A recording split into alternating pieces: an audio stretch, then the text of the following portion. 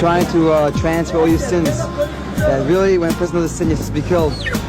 But God in His mercy says you can be spared. So He tried to transfer the sins from you onto the chicken, and chicken gets killed, as you see over here. Alright mga ka-good news, yung video na kakapanood lang natin ay tungkol sa isang Jewish ritual na tinatawag na kaparot na ginagawa ng ilang ultra-Orthodox Jews bago ang Yom Kippur o Day of Atonement. Ang paniniwala dito ay symbolic, parang inililipat ang kasalanan ng tao sa manok at pagkatapos ay kinakatay ito. Mahalagang linawin natin ito mga ka-good news.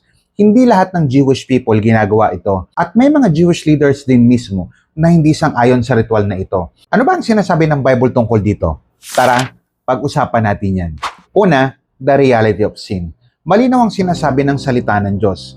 The wages of sin is death. That's according to Romans chapter 6 verse 23. Ang kasalanan ay hindi lang simpleng pagkakamali. Hindi lang ito bad habit.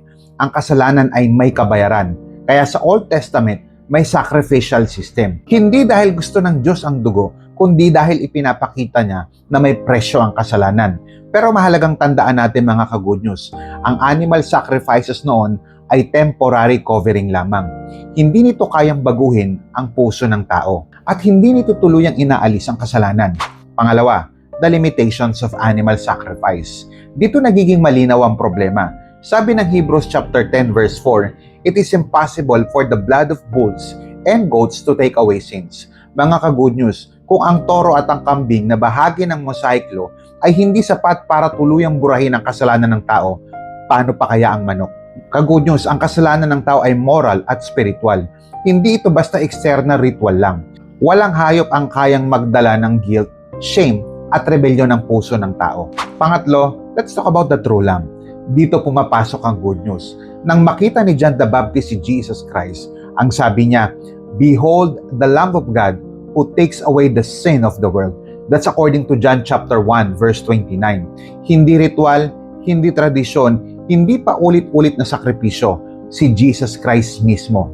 Sabi ng Hebrews chapter 10 verses 10 hanggang 14, isang beses siyang nag-alay ng sarili niya at yon ay sapat magpakailanman. Ka-good news, hindi na natin kailangan pa mag-transfer ng kasalanan sa manok o kahit anumang uri ng hayop dahil si Kristo ang kusang nagdala nito sa krus. Kaya kung hinahanap mo ang tunay na kapatawaran, hindi ito makikita sa simbolo, hindi ito makukuha sa tradisyon, na kay Jesus Christ ito.